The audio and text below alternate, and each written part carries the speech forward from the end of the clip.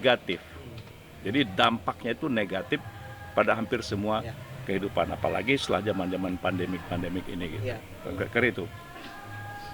Ya, bagus sekali ya Bang Kaban memberikan pandangan ya berdasarkan ya pengalaman dia, ya kan, talenta juga mungkin.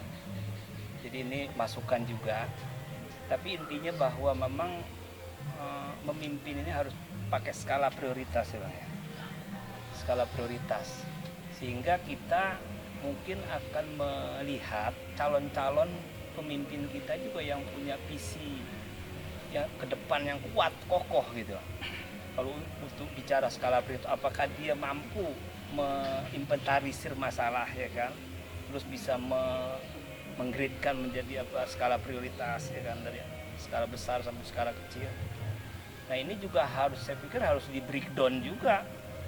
Artinya kita eksplorasi lah calon-calon pemimpin kita ini. Ya kita kembali lagi kepada kriteria. Ya. Tapi dari diskusi kecil kita ini saya pikir untuk kita coba menawarkan Andika Puan ini, artinya kan kita berpikir nih walaupun itu kompleks, kita kan melihat elit juga kita harus perhitungkan nih, ya kan? Ya kekuatan-kekuatan elit, karena memang ya di politik ini bukan sesuatu yang mencair terus, artinya bukan sesuatu di ruang hampa gitu. Semua berpengaruh, ya kan? Di samping masyarakat juga berhak memang, tapi elit juga bahkan mungkin bisa memaksakan elit. Nah ini yang kita harus perhitungkan juga, sehingga muncul nama Andika, Puan Andika itu kan juga ya kita berpikirnya elit juga gitu. Artinya kalau soal masyarakat kan kita bisa juga mempublis ya kan dengan pencitraan, itu sah-sah sajalah kalau soal politik ya kan. Terus memang kinerja juga kita soroti ya kan. Nah tinggal lagi apakah memang ada muncul nama baru yang perlu kita endorse ya kan. Terus kita eksplorasi lagi sehingga akan banyak gitu varian-varian baru gitu. Memang ini memperkaya, cuman memang nggak ada habisnya juga kalau kita bicara itu kan, supaya mengerucut gitu. Makanya di situ elit berpengaruh. Kalau ada pertandingan final, Prabowo sama Anies, ya Prabowo kalah. Karena? Kalau ada pertandingan, terus gue di mana? Kalau gue bukan Prabowo Anies. Mungkin gini moderator, jadi ya gue di mana posisi antara Prabowo kalau lawan Anies, Prabowo kalah. Posisi gue di mana? Berarti gue bisa naikin Ganjar, Amin Rais. Jadi ada hitung-hitungan ya, ada kalkulasi ya. Coba Bang Ramdan. Ya jadi menurut saya tadi saya setuju Bang Kaban, artinya sekarang kan yang rame ini hiruk pikuk baliho, atribut partai, mungkin deklarasi relawan. Ya itu ya suasana demokrasi, tapi juga diskusinya juga harus banyak di warung kopi, di masyarakat. Tadi Bang Mulhandi sampaikan, ya rakyat nggak apa-apa melakukan skema-skema politik, siapa tadi Bang Kaban bilang kasih rahasia-rahasianya, tapi yang jelas rakyat harus bicara lah. Jadi jangan yang bisa enak bicara cuman buzzer aja, jadi rakyat juga harus ada kebebasan bicara. Ini kan kesannya buzzer doang yang asal enak ngomong. Jadi kita selain deklarasi relawan, mari kita di warung-warung Indomie kayak di mana kita bisa ya harapan kita diskusi sore ini bisa menyentuh kepada masyarakat. Anies lawan Prabowo kalah. Iya. Prabowo siapa lagi Prabowo? Iya kan? Iya. Berarti grupnya Mega kan? Iya, banyak Bang. Contoh. Contoh kasus. Ya siapapun yang ya, kita boleh pikirin kan diri kita nih kan. Nah. Partai umat kemana kan gitu kan? perlu ya kan, politik ya kan. Iya. Ya ini Peta harus dibaca. bukan, ini nggak fair. Kok langsung kaitin ke partai umat ini gimana nih? Temanya kan tadi siapa calon-calon presiden ya kan. Terbuka gitu kan. Nah, tapi moderator mencoba melihat ada figur baru ya kan, ada figur baru, ada nama ya kan, ada nama. Terus Kan dari figur-figur ketakutan itu kita bisa masuk Pak Kaban. bukan, kalau saya cenderung ini Ya. dalam alam demokrasi itu yang perlu dibangun, yang harus kita sadar partisipasi, Ya. gitu. Jadi partisipasi. Jadi Pasti publik ya. biarkan partisipasi publik itu terlibat sehingga nanti kemudian dia terseleksi, dia terseleksi tadi itu. Nah makanya dalam masalah pemimpin itu kita kan tadi aku bilang bahwa rasional aja, Iya. rasional aja. Bisa sebab gini, pemimpin ini kadang-kadang yang kita jagokan itu kita anggap hebat banget, Iya. Ya, tahu tapi begitu terpilih Ah. malah deh. jauh dia dari apa yang kita, Apa yang kita kita harapkan. Tukang mebel yang menang ya. Apa? Tukang mebel yang menang. Mantan tukang mebel. Enggak, jadi gini, Jangan tendensius lah.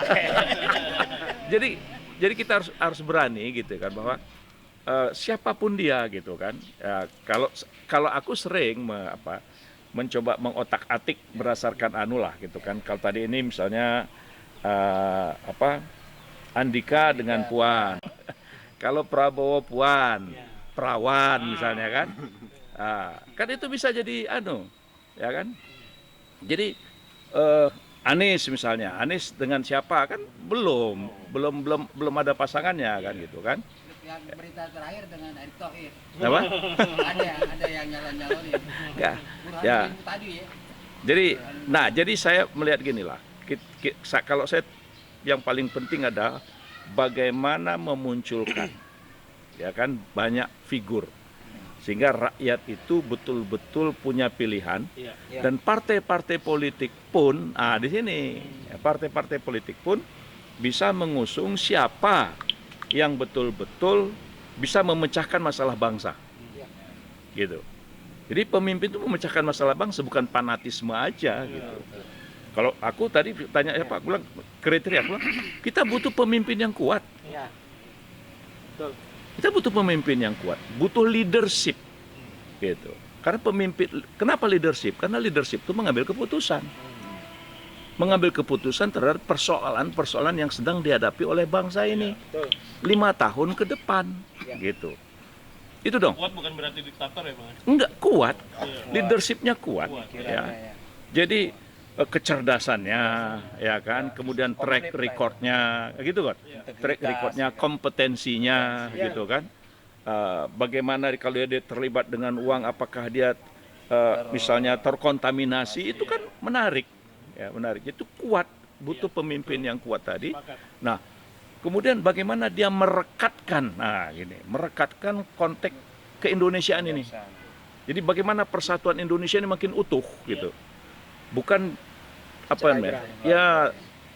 luka, jangan meluka, jangan membuat suasana luka gitu. Rakyat terluka. Ya, karena kita merdeka ini kan bersama-sama. Ya, jadi jangan sampai ada yang merasa dia jadi ini yang saya katakan tadi kan partisipasi dan bagaimana merekatkan. Kita butuh pemimpin yang begitu. Kemudian yang ketiga, kalau kriteria dia punya konsep yang jelas, pemikiran yang jelas, bagaimana memakmurkan rakyat itu. Dengan sumber daya alam yang kita punya. Sampai hari ini, bayangkan zaman Pak Harto sudah ada pemikiran. Ya kan, tapi selama reformasi, ya untuk sebesar-besar kemakmuran rakyat itu, apa sih konsep pemimpin masa depan itu? Gitu. Bagaimana itu? Pasal 33 ini ya. Bagaimana bisa mewujudkan seluruh cabang-cabang produksi yang menguasai hajat hidup orang banyak, ya kan?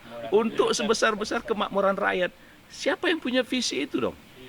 Ya bukan hanya sekedar tadi itu nih kalau cerita kriteria, gitu kan, cerita kriteria. Jadi kita enak, oh ini asik nih gitu kan.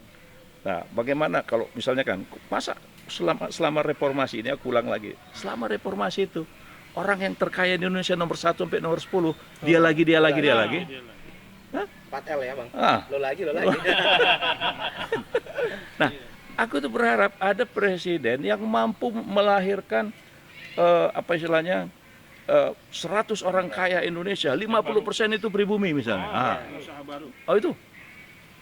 Iya. Jadi, nah dengan itu kan ini untuk mengatasi problem ketimpangan, kan itu. Siapa yang bisa itu dalam tempo 5 tahun periode pertama? gitu dong.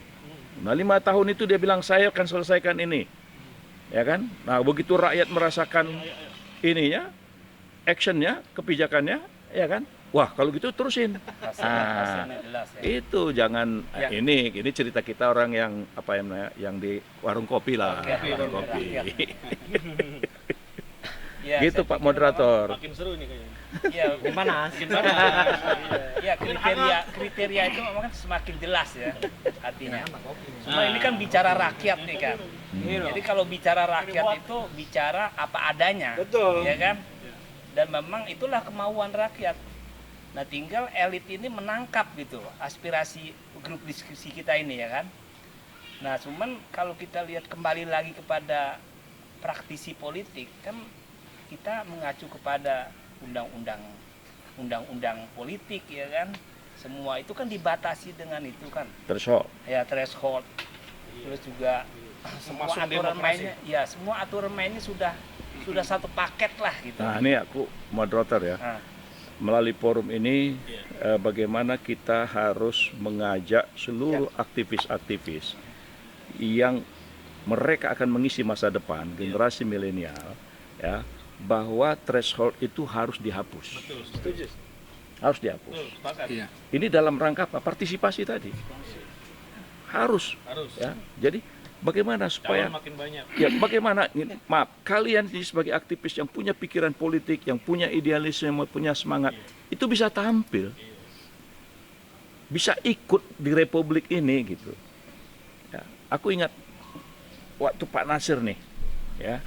Jadi Muhammad waktu itu, Nasir. Pak Muhammad Nasir, dia baru selesai dari parlemen, terus ada pergantian lah gitu kan.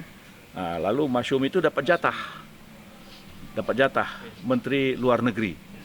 Nah, tuh, naik sepeda Pak Nasir itu nyambil mikir siapa ya yang untuk mengisi jabatan itu. Nah, rupanya waktu itu di sekitar Cikini, Pak Muhammad Rum dengan kawan-kawannya sedang ngobrol. Nah, Pak Nasir langsung berhenti. Rum, sini gitu. Nah, ini kita dapat ini. Nah, dia aja jadi Menteri Luar Negeri. Oh. Coba itu. Nah, Sebegitu Nah, simpelnya. simple. Tapi ternyata Pak Rum berhasil dalam konteks Rumroyen. Nah, Rumroyen yang akhirnya dengan diplomasi akhirnya kita diakui kemerdekaan kita. Itu walaupun itu jauh contohnya gitu ya, jauh dan generasi sekarang juga mungkin tidak sampai membaca ke situ gitu. Tapi saya ingin mengatakan gitu ya bahwa dalam hal untuk memberikan amanat-amanat itu ya pemimpin itu dia juga harus pandai menseleksi. Ya, nah ini partai-partai politik. Nah, partai-partai politik bagaimana dia menseleksi? Ya kan? Menseleksi orang-orang yang ditampilkannya. Nah, contoh gini.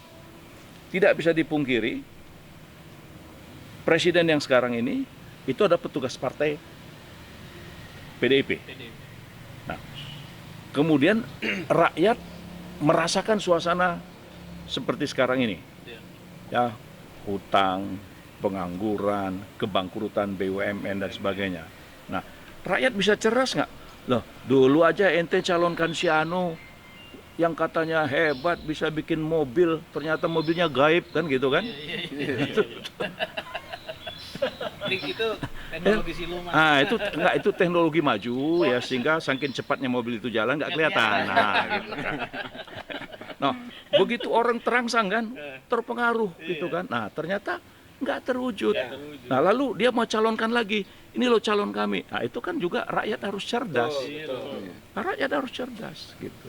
Nah, itu kalau bagaimana partai politik menseleksi calon-calon pemimpin untuk masa depan yang lebih bagus. Maka aku bilang tadi kriteria itu bagus.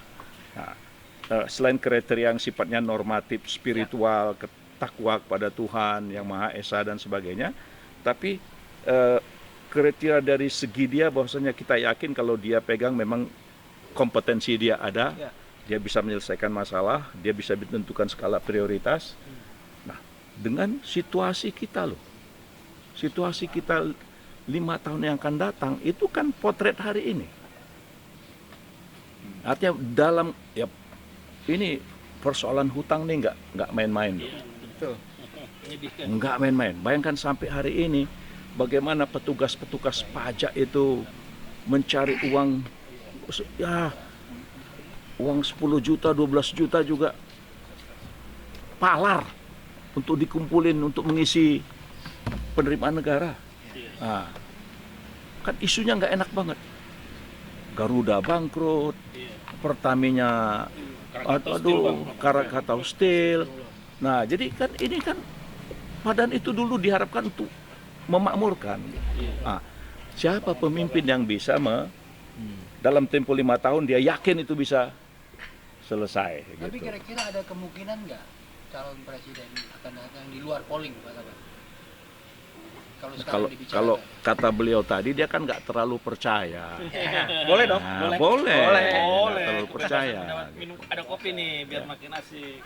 Kalau di dalam polling kita malah justru nggak percaya nih Pak Nur. Bukan. Dalam polling ya? Dulu Presiden waktu dikasih SBY calon presiden orang juga nggak percaya. Iya. Nggak percaya. kecil ya. Kecil. Tapi jadi, nah makanya kenapa rakyat, rakyat itu Harus cerdas. harus dicerdaskan gitu. Rakyat itu diberikan kesempatan ya untuk dia menentukan pilihan-pilihan. Nah, itu tadi Siap. yang aku sangat inilah. Tapi Bang, saya agak sedikit mengganjal ya. Persoalan ekonomi kita ini dengan hutang ya kan. Karena kita sekarang ini posisi ini juga di samping dunia juga mengalami krisis, terus juga ada pandemi COVID-19 yang sangat mempengaruhi setiap perekonomian setiap negara, sehingga ini memang harus cerdas juga memanage negara ini, bagaimana bisa membiayai negara ini dengan pinjaman lah, dengan apalah ya kan, karena pinjaman juga sebenarnya kalau kita dalam usaha itu sesuatu yang bagus-bagus saja. Ketika saya punya perusahaan dapat pinjaman dari bank, berarti saya dipercaya oleh bank untuk mengelola dananya karena saya punya return yang bagus gitu. Pak Harto dulu sering bahasanya gini. Iya. Kayak gini nih, Bang. Nggak, ketika diskusi itu Bang ya. Boleh. Ya artinya dalam posisi situasi yang memang agak sedikit apa istilahnya agak sulit gitu. Ini mungkin kalau kita lihat sih Jokowi ini juga harus memanage utang gitu kan. Gimana caranya bisa membiayai proyek-proyek dalam negeri nasional ini untuk bisa berjalan terus gitu. Dan kita ketahui bahwa yang dia jalankan juga programnya juga adalah infrastruktur yang kalau kita lihat ini multiplier efek infrastruktur ini akan dahsyat ini, perkembangan satu wilayah akan berkembang. Contoh Bekasi aja dulu belum ada ring road itu tertinggal itu daerah Jati Asih itu tempat saya itu. Tapi ketika ring road itu ada, waduh, itu menggeliat ekonomi itu di sana. Jadi itulah yang harus kita juga perhitungkan, walaupun memang hutang itu ada negatifnya gitu kan, karena kita akan menjadi tergantung. Tapi ketika hutang itu kita kelola dengan return yang bagus, ya bisa dibayar lah tiap periode. Nah ini kan harus menjadi sebuah diskusi kita juga gitu. Jangan kita melihat hutang dari sisi yang negatif gitu, bisa juga dari positifnya. Sehingga itu menurut saya plus minus gitu, tergantung dari analisa sudut pandangnya. Ya banyak plus, mana lebih banyak plusnya atau banyak minusnya? Pak moderator ya. Iya, silakan. Jadi ini malah jadi melanjut masalah hutang nih. Pindah. Kita balik lagi ke Fokus kriteria tadi. Biar kita tajemin aja. Biar kita tajemin aja. Udah bebas aja lah. Benar. Enggak, maksudnya kan biar satu ini jadi enak lebih fokus, delivered fokus, pesannya gitu. Ya. Kalau kata orang delivered. Coba kayak misalkan jalan ke warung ya. Bu, cabai mahal ya. Oh, kok mahal ya, naik 2.000 ngamuk ya. Betul nggak? Kita ngomong sehari-hari nih, Bang Aban. Iya. Wah, beras naik, ribut kan? Ya, tapi kita permisif. Permisif itu apa ya? Kayak memaklumi gitu. Kita nih bangsa yang Boleh-boleh aja. terlalu kompromi, terlalu permisif, dan itu yang sebenarnya harus kita apa ya? Tadi kita endorse masyarakat itu pendidikan, edukasi. Kalau ada hutang pasti akan berdampak loh. Satu kepada inflasi. Iya. Itu udah otomatis. Nah, terus yang kedua akan berdampak lagi pada daya beli masyarakat. Walaupun itu katanya hutang itu ingin memicu, kan begitu ya. Tetapi faktanya di zaman yang udah kita lewatin ini muncul nggak? Kita balikin lagi nih. Iya. Gitu. Jadi kalau kita cari pemimpin, berani nggak? Ya kan kita langsung tembak gitu aja. Dengan statement dia, misalkan kita tidak perlu berhutang. Kalaupun berhutang, maka returnnya harus sekian. Iya. Dan ada jangka waktu. Iya. Kalau nggak ada jangka waktu ya kita ya bukan pemimpin kita berarti. Simpel aja ya, kita kabarkan begitu. Nabi mengajarkan boleh hutang tapi dipikirin matang. Enggak, baik. Ah, Maksudnya gini. iya. Oke, kamu utang 3 bulan kamu harus bayar ya, atau 3 bulan kamu bisa meningkatkan sektor ini, gitu, sektor agraris. Kalau nggak bisa 3 bulan, mau Ya. apa? Nah, jadi kita kasih pilihan-pilihan. Gini bang, jangan mau pindah ibu kota nekat Betul. utang tapi kacau, atau kereta Jakarta mana nih Bandung Ya baik. baliknya aja sampai kiamat, nah kan Ya. ngeri tuh, iya Baik. kan? Kan tadi kalau kata Pak Moderator bilang katanya hutang itu bisa ada efek positifnya gitu ya. Iya. Ya kita setuju-setuju Setuju aja. lah. Silakan Anda berhutang, mau berapa? Triliun, 2 Hitungannya triliun, 3 triliun, pasti- 1000 triliun boleh. Boleh. Cuma pertanyaannya, mampu nggak mengolah hutang? Nah, Apakah hutang tersebut bisa berdampak langsung nggak bagi perekonomian rakyat? nah, Itu harus yang dijawab. Nah, masyarakat harus disadarkan. cakep Pak Eko. Kalau negara berhutang, konsekuensinya ini loh. Kalau pemimpin kamu tidak mampu return, Iya. tadi kan? Nah, begitu kan? Nah, Pengembalian masyarakat dari- harus disadarkan begitu. Iya, Bukannya kita berikan pemahaman-pemahaman yang ribet. setuju. Si tukang cabe kan gitu ya. Iya. Si tukang bakso gitu. Mereka nggak mau terganggu pasarnya, satu ya. Terus pendapatannya. Kita cerita hutang. Iya. Padahal kita kewajiban kita loh kaum menengah nih ya, Iya, middle ya, iya. menyadarkan mereka Bu kalau berhutang negara konsekuensinya ini Bu, gitu kan, maka akan terjadi resiko di ini gitu. Nah kita harus bisa beri Apa konsep Pak Ridho kita calon-calon yang ada di polling ini nggak, bisa ini justru jalan saya mau apa ngarah enggak? ke situ, saya Bisa mau ngarah. jalan nggak? Mau Lo ngarah pasti dia, harus Bang. dijawab. Jawab. Mereka harus Dijawab, jawab, bisa jalan apa enggak?